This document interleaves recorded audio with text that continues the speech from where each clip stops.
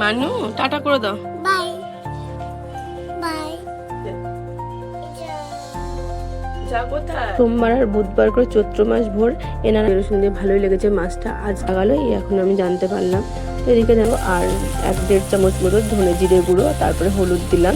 আমরা না পেঁয়াজ রসুন দিয়ে কখনো পাঁচমিশালি রান্না করি না, এটা পাঁচমিশালি মানে চচ্চড়ি। বলো গুড নাইট বলে দাও।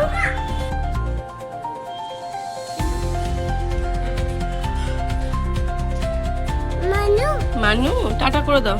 বাই বাই বাই বাই করে দাও। বাই। ওই উপরে কাকাই ডাকছে, ওই যে কোথায়, ওই তো ঘরে, ওই দেখ জানলা দিয়ে, ওই যে কাকাই ডাকছে দেখ। আই বলো মানু কোথায় গেছে? যা কোথায়? অত কার সঙ্গে গেছে? অত তো কার সঙ্গে গেছে? বাবার সঙ্গে। তোমাকে তো নিল না, নিল না, তাই মানুকে নিয়ে গেছে। দেখলে এরকম বলছে। তো নমস্কার, গোগল মনের পরিবেশ সকলকে স্বাগত জানাই। আমি সোমা, আবার একটা নতুন ভিডিও নিয়ে চলে আসলাম। দেখতে থাকো। এখন গোগলকে খাওয়ানো হবে। গোগল আজকে অনেক দেরি করে উঠলো, কিন্তু তার মাঝখানে অনেকবার কেঁদে কেঁদে উঠেছে, কিন্তু ঘুম থেকে উঠছে না, চোখ বন্ধ করে কান্না করছে। ওকে দুধ দেওয়া হয়েছিল, তবুও খাইনি, শুধু কাঁদছি। কেন জানি না, হয়তো পেটে ব্যথা করছে হয়তো। তো যাই হোক, এখন ওনাকে মুখটা ধুয়ে দিই, ধুয়ে টুয়ে তারপরে ভাত খাওয়াবো, তাই তো।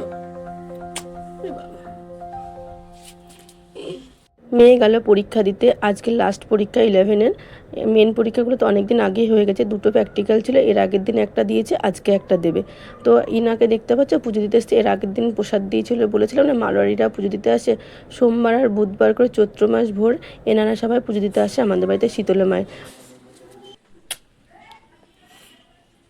দেখেছো মাকে হামি দিচ্ছে কিভাবে, মাকে খুব ভালোবাসে তাই না? আমি তোমায় দিই, একটু ভালো করে হাসো।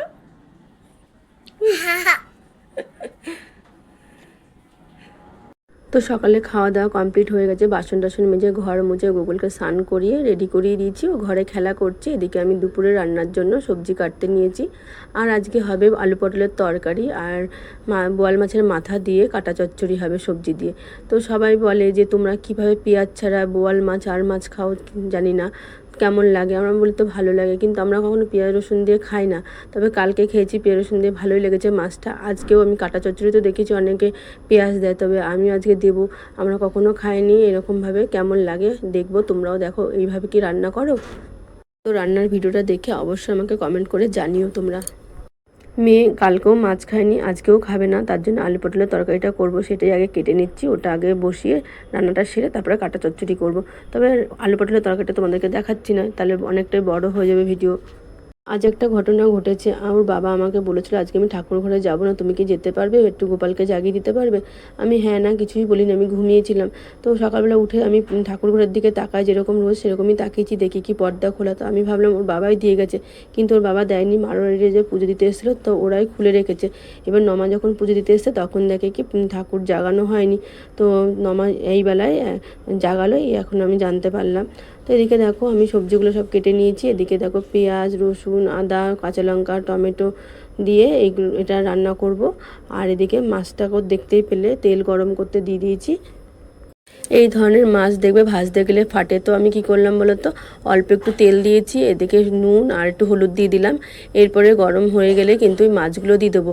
এতে আর একটু গ্যাস কমিয়েও রাখতে হবে, আর ঢাকনাও দিতে লাগবে না। আগে কী করতাম, ঢাকনা দিয়ে ঢেকে রাখলেও কিন্তু ফাটতো, চারিদিকে তেল ছিটে হয়ে যেত, কিন্তু এটা আর ফাটবে না। তার যেহেতু মাছগুলো আমি একসঙ্গে সব ঘেটেই যাবে, তাই একসঙ্গে ভেজে নিলাম। মাছ ভেজে তুলে রেখেছি, আর একটু তেল দিয়ে কালো জিরা সাদা জিরা শুকনো লঙ্কা তেজপাতা গোটা গরম মশলা দিয়ে একটু নেড়ে চেড়ে নেবো। তারপরে রসুন কুচি দিয়ে একটু ভেজে নেব।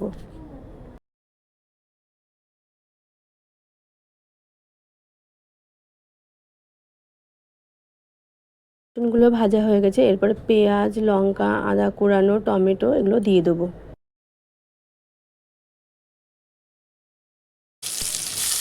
এরপর একটু নুন দিয়ে দেবো, তবে আমি একবারেই দিয়ে দিচ্ছি। আর নুনটা দিলে কী হবে বলো তো, পেঁয়াজ টমেটোগুলো তাড়াতাড়ি নরম হয়ে যাবে, ভাজতেও তাড়াতাড়ি সুবিধা। এরপর 1 চামচ মতো ঝাল লঙ্কার গুঁড়ো আর 1-1.5 চামচ মতো ধনে জিরে গুঁড়ো, তারপরে হলুদ দিলাম। এবার দিয়ে এটা একটু ভালো করে নাড়াচাড়া করে একটু জল দিয়ে দেবো। এরপর একটু ভালো করে কষিয়ে নেবো, দেওয়ার পর তেলটা ছেড়ে এসছে, এরপরে দিয়ে দেবো সবজিগুলো।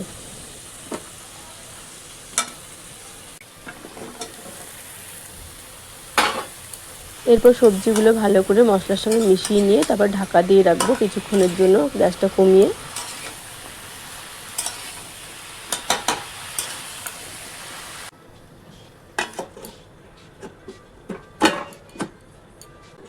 এবার ঢাকনাটা খুলে দেখি, দেখো কতটা জল বেরিয়েছে সবজি দিয়ে। তো এবার একটুখানি নাড়াচাড়া করে নিয়ে মাছের কাঁটাগুলো দিয়ে দেবো।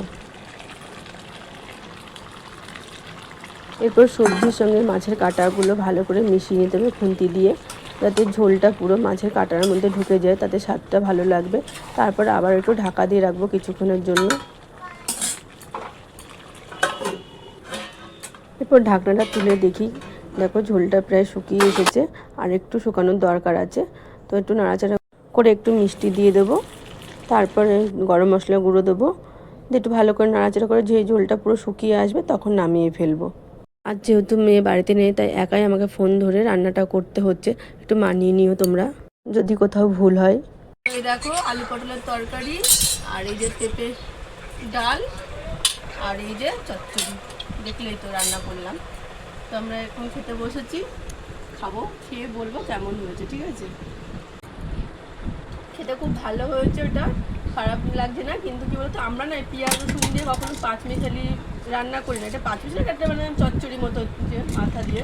তো যাই হোক, এই সবজির মধ্যে আমরা কী বলতো মাছের মাথা দিলেও পেঁয়াজ রসুন দিই না। তো এটা ভালোই হয়েছে, তোমরাও করে খেতে পারো এইভাবে। আর যেটা বলছি, আমাদের খাওয়া হয়ে গেছে, এখন আমার গোগলের ইচ্ছে হচ্ছে আর একটু খাবে, কারণ গোগল এর আগে খেয়েছিল, তার জন্য ভাত মেখেছি। এখন দিদিভাইয়ের বোতল নিয়ে খেলা করছে, বাইরে জল ফেলছে, যা তা করে বেড়াচ্ছে একবারে।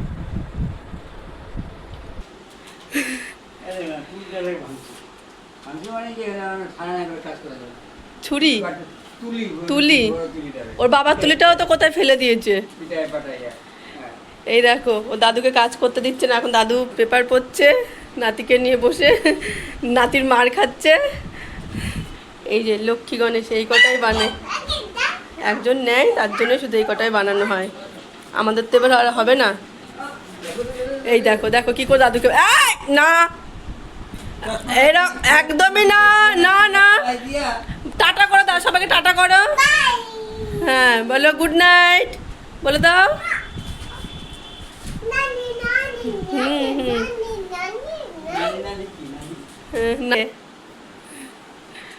দেখো কিরকম দাদুর সঙ্গে খেলছে এখানে। দাদুকে সারাদিনে পাই না, এই সন্ধ্যার সময়ও আসে না, এই 9টা 9:30 এরকম সময় ঢোকে, তাই দাদুর সঙ্গে একটু খেলছে। তো আজকের মতো ভিডিওটা এই পর্যন্ত, টাটা।